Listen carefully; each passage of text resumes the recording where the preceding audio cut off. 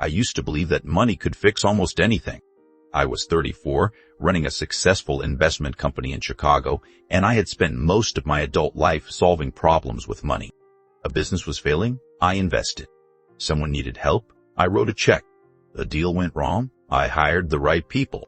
But when my younger sister Olivia stopped getting out of bed, stopped answering her husband's calls, and eventually stopped talking to me, I discovered there were some problems money couldn't touch. And strangely enough, the person who finally helped her wasn't a doctor. It wasn't me. It was a 26-year-old caretaker named Mia Bennett. And the strangest part? Maya never once tried to become part of our family.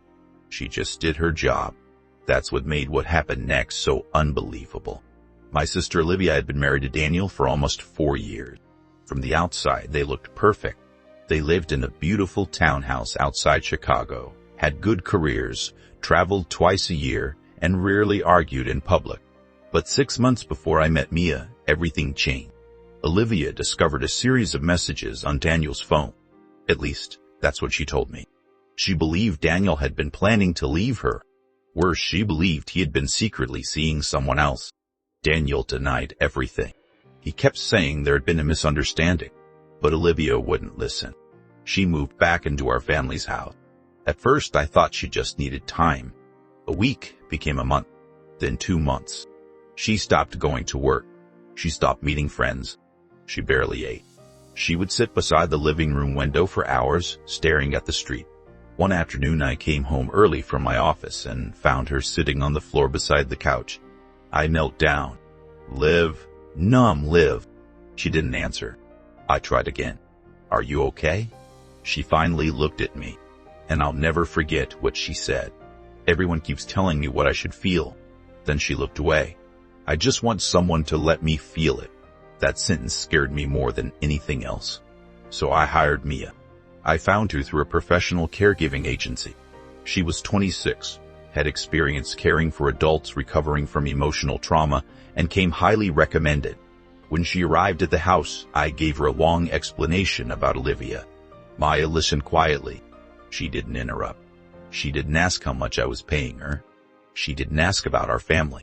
When I finished, she simply said, "Understood." I remember thinking, that's it. I said, "My sister doesn't like people."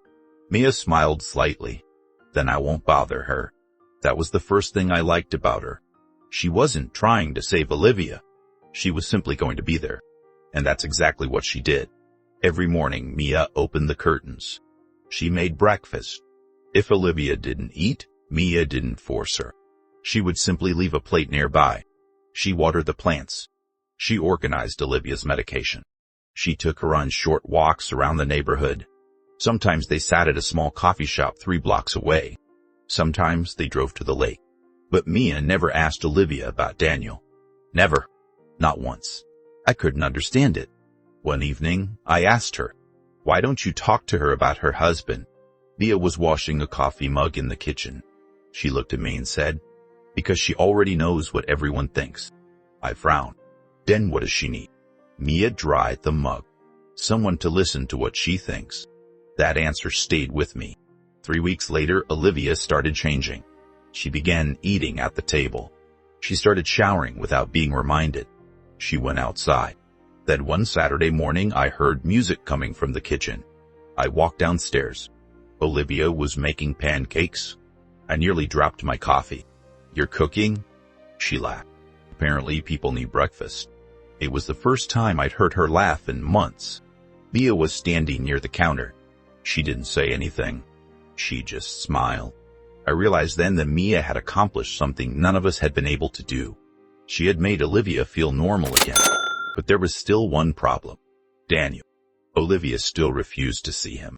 Then, one rainy Thursday evening, Daniel showed up at our house. I opened the door. He looked exhausted. "Can I see her?"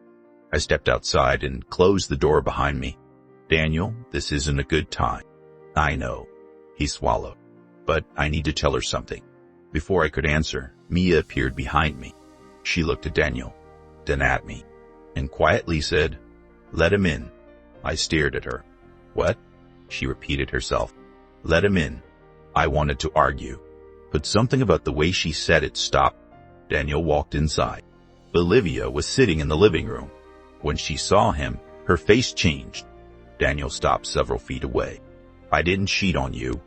Olivia looked away. I know what I saw. I know. He pulled a folded piece of paper from his jacket.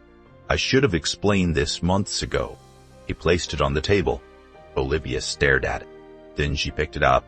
Her eyes moved across the page, and suddenly her expression changed. Where did you get that? Daniel looked at her. From the company. Olivia's hands started shaking. I watched from across the room. The messages she discovered hadn't been between Daniel and another woman. They had been part of a confidential business investigation.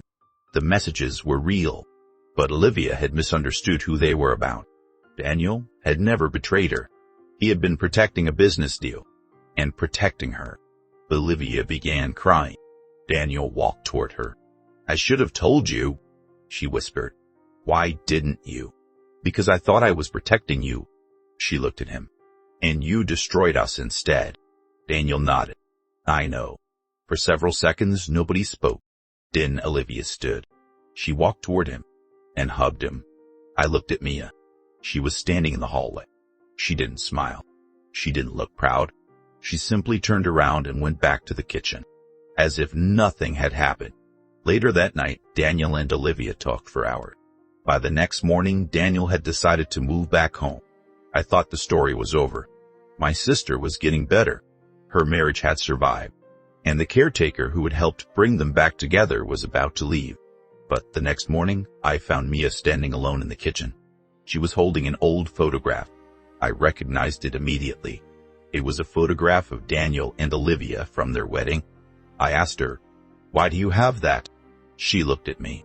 For the first time since she'd come into our home, she looked nervous. Then she said something that completely changed the way I saw her. I knew Daniel wasn't cheating on your sister. I stared at her. How? She slowly put the photograph down. I was the person who found the original message. My heart stopped. Where? Mia looked toward the hallway, inside Olivia's old laptop. I stepped closer. What else did you find? She didn't answer. Instead, she looked at me and said, there was another message. I felt a chill run through me. What message? Mia lowered her voice. The one that explains why your sister was actually pushed into believing her husband had betrayed her. And then she walked away, leaving me standing alone in the kitchen. Because suddenly I realized something. Maybe Daniel and Olivia's marriage hadn't been destroyed by a misunderstanding. Maybe someone had wanted it destroyed. And Mia knew who. To be continued in part 2.